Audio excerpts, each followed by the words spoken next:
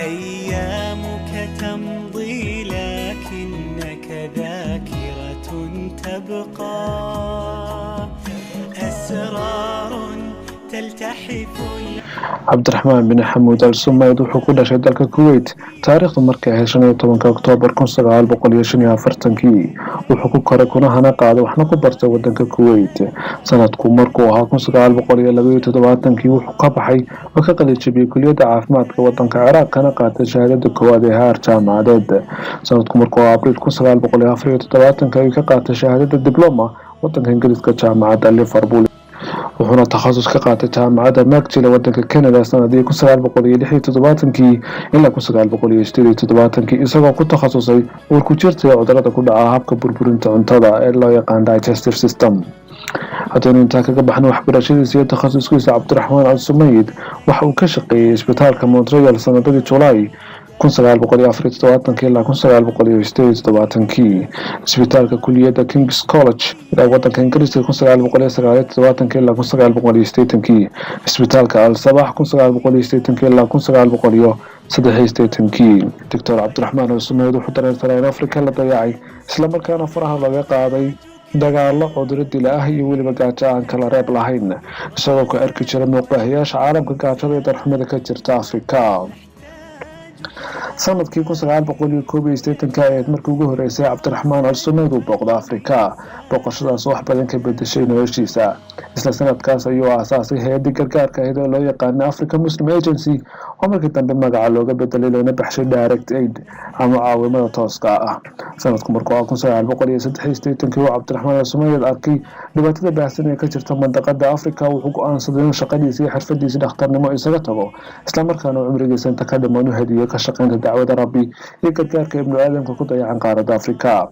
wuxuu shaqadan waday 29 sano oo xiriir ah isagoo inta badan joogay Afrika joogitaankiisu ma ahayn mid sahlan waxaana la isku dayay marar badan in la saaxido naftiisa oo la shirqoolo balse Ilaahay subxaanahu wa ta'aala kuma salidin qolooyinkii isku dayay dilkiisa sidoo kale cabdiraxmaan intuu ka horana caawinta dadka itaalka daran Afrika waxa ku dhacay xanuuno fara badan sida wadna xanuun macaan dhiig kar iyo xanuunka kaneecada ama malaria sheekh Dr. cabdiraxmaan al sumayd Allah ha naxariisto isagoo arkaya khatartaas haddana markii ilaahay kama uusan hakan shaqadiisa haddaba haddaynu soo koobno 29 sano wuxuu qabtay Dr. cabdiraxmaan al sumayd waxaanu u dhigi karnaa sida tan wuxuu caawiyay in ka badan 9500 agoon kuwaas oo qaarkood lagu hayn jiray xarumo loogu talagalay laguna xanaaneyn jiray isla markaana isugu jira muslim iyo aan muslim ahayn wuxuu sidoo kale ka bixiyay kharashaadka waxbarasho in ka badan 95,000 arday kuwaas oo qaarkood ka bixeen waxbarashada heerka labaad ama saddexaad ee jaamacadaha wuxuu dhisay in ka badan 5,700 masjid sidoo kale wuxuu dhisay 200 oo goobood oo loogu talagalay tababarka dumarka si xirfadooda kor loogu qaado isla markaana ugu shaqeysan karaan xirfadaas wuxuu sidoo kale dhisay 860 dugsi waxbarasho oo isugu jira dugsi hoose dhexe iyo sare wuxuu dhisay 4 jaamacadood oo isugu jira kulliyadaha kala duwan wuxuu dhisay 102 xarun dacwadeed oo loogu talagalay in lagu faafiyo diinta islaamka wuxuu qoday in ka badan 9,500 oo ceel ay wada cabayaan dadka tuulooyinkooda degan haddii muslim yihiin iyo haddii kaleba sidoo kale wuxuu qaybiyay in ka badan 50 milyan oo kitaabka quraanka ah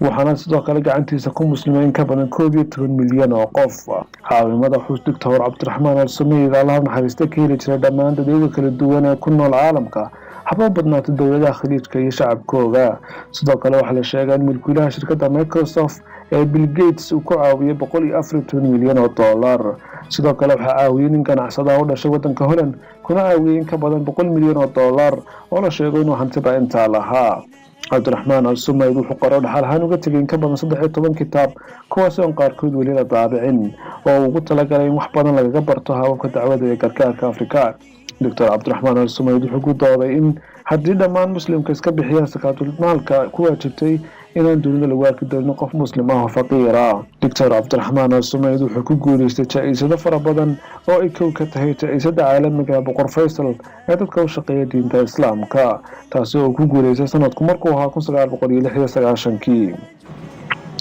laga soo bilaabo 2008 Dr. cabdiraxmaan al sumayd wuxuu in badan la tacaalay xanuunada ku dhacay oo marar badan u aaday dibadda si uu dawo ugu helo balse aakhirkii xanuunadaas waxay noqdeen kuwa saahiday noloshiisa wuxuuna Allah subxaanahu wa ta'aala oofsaday Dr. cabdiraxmaan al sumayd taariikhdu markay ahayd August 2013 waxaana si ballaaran loogu aasay allaha u naxariista doctor cabdiraxmaan al sumayid waddanka kuweyt.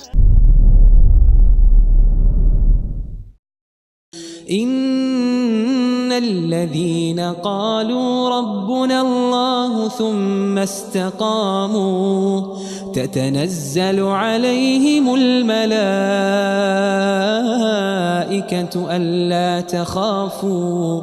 ألا تخافوا ولا تحزنوا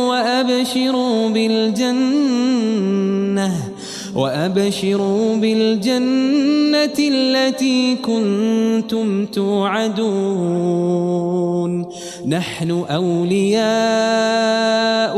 في الحياة الدنيا وفي الآخرة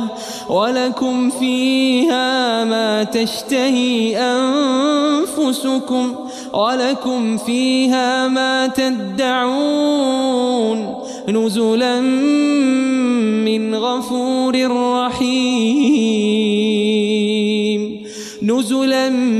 من غفور رحيم